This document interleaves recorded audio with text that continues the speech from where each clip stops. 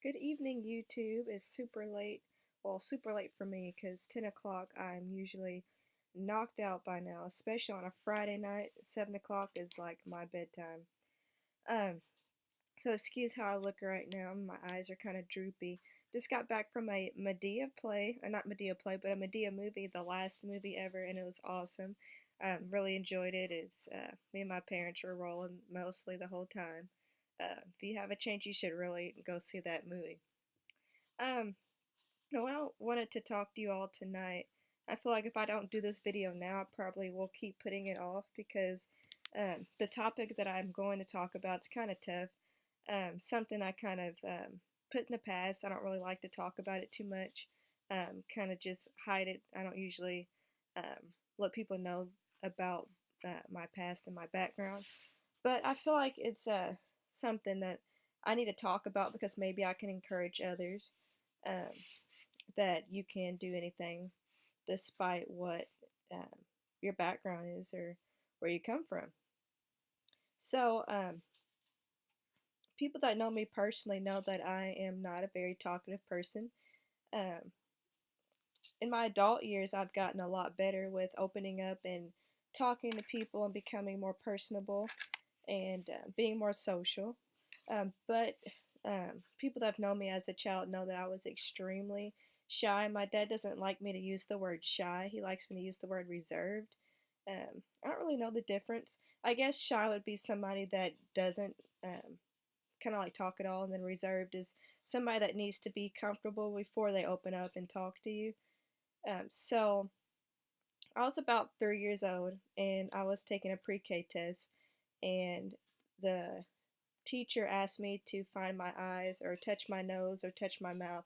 I'm not sure if they still do that kind of pre-K screening, but that's what they did when I was in pre-K, which was, let's see, that was 97. Yeah, that's a long time ago. Um, and I didn't touch him. Like, I just sat there and just looked at her. And my mom took me home. She's like, I'm gonna take you back there. You're gonna do that test. You're gonna find your eyes. You're gonna touch your nose. You're gonna touch your mouth. Because if you don't, then they're going to put you in a special class for students that aren't able to talk. And I was like, well, I don't want to be in that class. I don't want to be away from my friends. So I went back and I passed the test with a 96%. I found my eyes. I found my nose. I touched my hair. I buttoned buttons for them, and I would say little words that they wanted me to say. And so, ever since I was little, my mom has encouraged me to um, talk when I needed to, even though I was very shy. I don't know where I would be without my parents because growing up, it was tough being very shy because people would run over you. Sometimes teachers would kind of make snide remarks. They would call me, the teachers would, not the teachers, oh goodness, the students would call me words very, very inappropriate for me to even use as a special education teacher, but the R word, if you guys know like the kind of history with special education, I believe it's Haley's Law, where you can no longer use the R word. You have to use mentally disabled or intellectual disability. But the R word is what they called me when I was younger because I didn't talk. And they said I was mute. I was like a mime. I probably had a box around me. They said I don't have any friends. I'm not going to be successful. I had teachers, some teachers were talking and laughing behind my back, and like they would tell my mom some of these things, and she was like, "That's not funny. Why didn't you help her if she needed help?" Like they would just let me sit there. Um, when I was 15 years old, um, I met my pageant director. That was my pageant director when I turned 21, and she looked at me when I was 15 because I was at my friend's pageant when we were all 15. She looked at me. She's like, "You're just so pretty. You need to be in a pageant." And her mom, my friend's mom, automatically said, "She's not going to talk. She's quiet. She's not going to be. She's not going to do the pageant." And the pageant director was like, "Well, we have princess training programs. We have training programs that would help you out with that." And I kind of just brushed it off. I was like, "No, I'm not going to do a pageant. That's not me. I don't. I'm very shy. I'm just reserved." But the thing is, I was shy out in public, but at home, I would just be like a complete different person. It's kind of like that now. I kind of feel like everyone's like that though. There'll be some like in person, but then they'll be more open behind doors, like with people they're comfortable with. But I do have an alter ego though. A lot of people see my alter ego. It's really funny. Yeah, I'm not all this like reserved and innocent and quiet and in other places. But anyway, so you're probably wondering how me being so shy, how I have a YouTube channel, how I'm teaching, how I was Miss Metropolis. For those that don't know me personally, I was Miss Metropolis in 2017 all the way up to 2018 until I gave up my crown. But I'll always be the reigning Miss Metropolis 2017. So Miss Metropolis is a local pageant within the Miss America organization. The Miss America organization is televised every September once a year. Just a second, my dog wants to get on the bed. He's gonna keep bothering me until I put him up here. This is Brody. I don't think Brody's made his appearance yet on YouTube yet. Hey, hi. You say hi? Okay. Let's put him on the bed. Alright, so as I was saying, Miss America is televised every September, probably like the Sunday before Labor Day or the Sunday after Labor Day. But and they also raise money for the Children's Miracle Network. If you guys haven't heard about that, that's money for children with cancer to have money for research and treatments and to help the families out. And so that's the national level, and the Miss Metropolis is the local level within Illinois, which is my city. So I was Miss Metropolis, and I was also in the teaching program at the time. So when I first started the teaching program, I was kind of embarrassed to tell people that I wanted to be a teacher because I would feel like they'll say, "Well, you don't talk. How are you going to be a teacher? You know, teachers have to talk. You have to talk all the time." So I never really told anybody that I wanted to be a teacher until I actually got in the program and I started to blossom more. But yeah, teaching program is definitely going to break you out of your shell. So I didn't believe I can actually be a teacher, but I knew I needed to have like a backup because I wanted to be a writer. It's like, well, I'm gonna have to go do something. I'm gonna just have to tough through it. And maybe I'll just not teach and get my master's. I won't have to work in the classroom. Well, that didn't work out. Anyway, so I was in the teaching program, and I would have to do presentations in front of people, and I didn't have my best friend around to talk for me. I had to talk for myself, and I met a lot of other friends, and just kind of blossomed and God was working on me as in my early adult years, early 20s, which I'm still in now, but my late teen years, early 20s. And I feel like God just kind of developed me in His own sweet time. If you hear that noise, that's my dog. Anyway, Brody. Sorry. What was I saying? Okay. Yeah, so I was looking on Facebook one day, and it was probably my fourth year of college. I was a senior in college, and I saw the post of this girl that has been competing in the Miss Metropolis pageant for years. Said we're looking for people to be in the pageant. And I was just kind of bored that day, and I kind of messaged her. I said, "Well, when is the pageant? Like, what day is it? What kind of stuff you have to do?" And so she personally messaged me and said, "Oh my goodness, you'd be so great for the pageant. You know, you need a bathing suit, you need a talent, you need a platform. It's on this day and all that stuff." And so you can contact Sandy. Can I give Sandy your number? And I was like, "Oh, I don't know. Let me talk to my mom. I'm in my last year of college and about to start student teaching, and it's just going to be super busy." And I'm thinking, oh, that's a lot to be in a pageant. And I had known about the pageants through the years because my best friend had competed in them numerous times.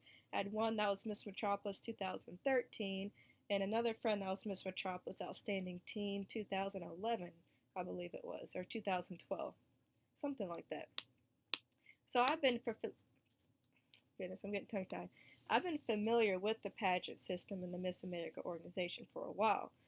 And so, pageant director from Miss Metropolis texted me. We've been texting for about a week, and she's like, "Well, you play the clarinet. You can do the clarinet as a talent. You dance for 15 years. You can do a ballet dance. You can do a tap dance. You can do a jazz number. You can sing." And I was like, "I don't sing." Then she told me, it's like, you need a platform, you need to fill out your information. Like, I'll help you with everything. I'll help you get your dress. I'll help you get your shoes. And as I was kind of contemplating it, and I asked my mom for advice, asked my dad for advice, and asked my aunt for advice, my favorite aunt. My mom said, I mean, you can try the pageant, but I'll try to help you to organize your work and everything. I'll try to do what I can to help you, but I think I wouldn't do it just because you are a senior in college and you need to focus on that because you really need to get your career going. And then my dad said you don't need to do all that pageant stuff. And if you're gonna do it, you need to win, and you don't have time to just put everything in it to win. And I was like, okay. Then my aunt said, yeah, you should do the pageant, Antonia. You should do it. And then my mom told her, it's like, why'd you tell her to do that? She's gonna be so busy and stressed out that she's gonna be whining and complaining that she doesn't have time to do anything. But the pageant director finally broke me in, and so couple weekends after that, well, it wasn't that long because I only had about 5 weeks to get prepared. So I talked to my old band tutor, got a clarinet piece and a solo, and then I dusted out my clarinet. It had a key messed up on it because um, when I was in band my senior year of high school, I dropped it down the bleachers. So I was like, oh, well, it's my last performance. I don't need it. But yeah, I did need that clarinet again. So I had to go pay $45 to get that fixed. So I was working on that. And then I found a dress, an evening gown dress. And then I pulled out my old prom dress from my senior year and cut that and made that a clarinet solo outfit. And then I got my platform and so a minute about my platform. My platform is actually about my background. It's called Don't Fence Me In. It's about not letting anyone define your limits no matter where you come from. I remember I say that exactly each time the same. Every time someone asks you what my platform was, it's about not letting anyone define your limits no matter where you come from. And when I say not where you come from, like your socioeconomic status, if you have like a disability, like a learning disability, if you have a physical disability. I know this girl that is in a wheelchair and she's an inspirational speaker and she's very inspirational. She inspires me sometimes. But I based it off of myself. A lot of people have told me you're not going to do anything worthwhile. You're so quiet. You're not going to succeed in life.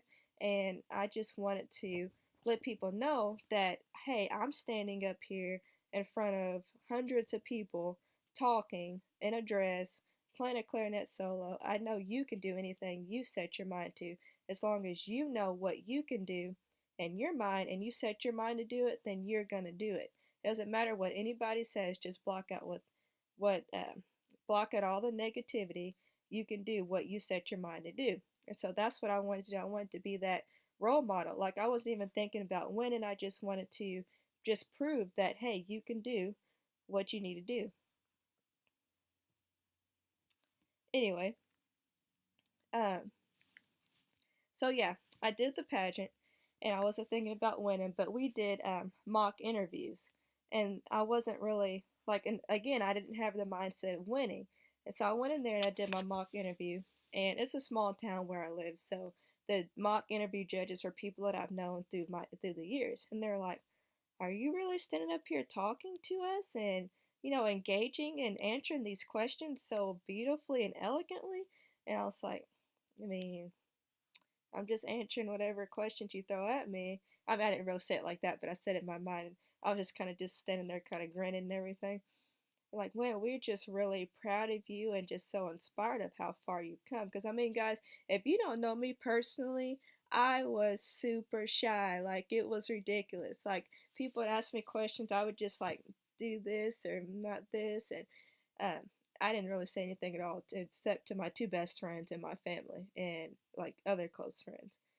So, anyway, and they're just so shocked. And my pageant director was like really proud of me, and well, she wasn't my actual pageant director at the time, but she was like the pageant director of the pageant I was participating in. And she was kind of just shocked, and she's like, "Well, I'm excited for this, girl. You may have, I mean, this may be something. We may be on to something." And I told my mom, and she was like, "Okay, well, there you go, girl." And so that's when she first started like rooting for me to win because she's like, well, maybe she has a chance then.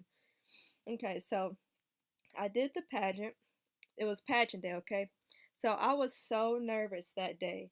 And I woke up at 5 o'clock in the morning watching the swimsuit competition of the Miss America organization because I did not wear heels a lot at the time and I did not know how to walk in heels. Like I practiced so much to walk in those heels. I even had somebody help me that's really good at walking in heels.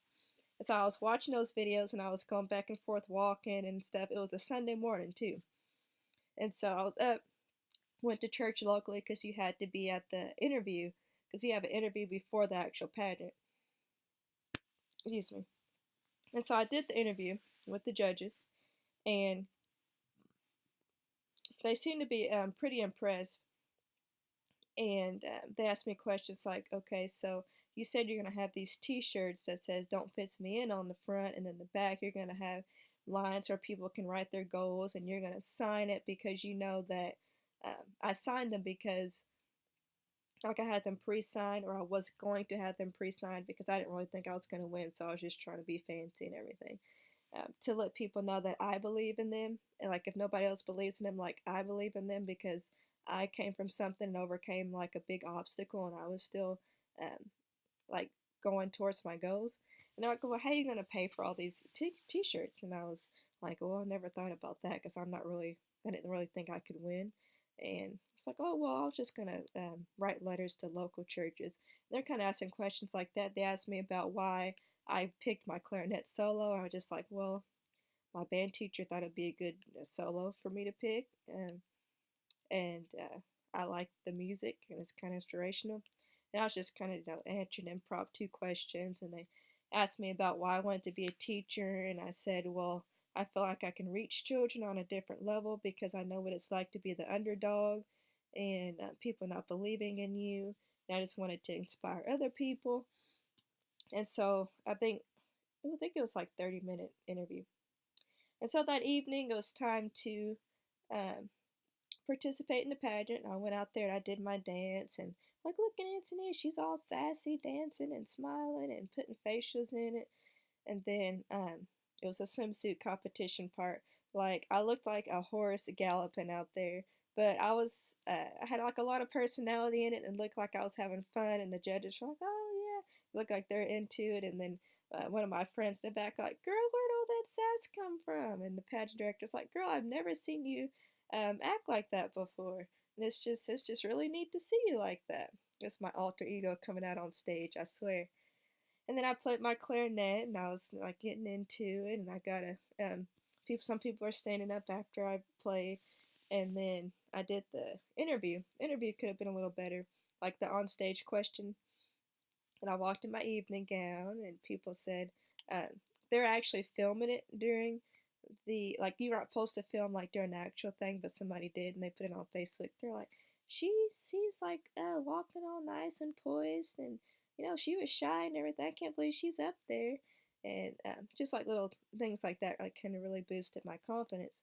And so it was time to do the crowning, and I was like, well, I had fun, and however this turns out, it'll be fine because whatever it is, it's God's will. And so they were like, okay, first runner up is so and so and so. So I was like, oh, okay, I didn't get first runner up. All right, well, it was fun, you know. I mean, you get $50, I think, just for participating, or 150. Well, I can't really remember.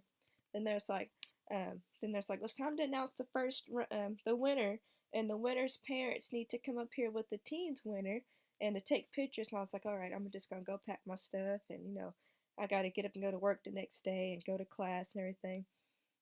Like in the winner of the Miss Metropolis pageant, the winner of $2,000 scholarship and 15 free credit hours at Shawnee Community College is, and they called my name. They said contestant number 3, and I was just like, me? And they didn't say my name right. They're like Antonia Hutchison, and I was like, oh my god! And I was like, really?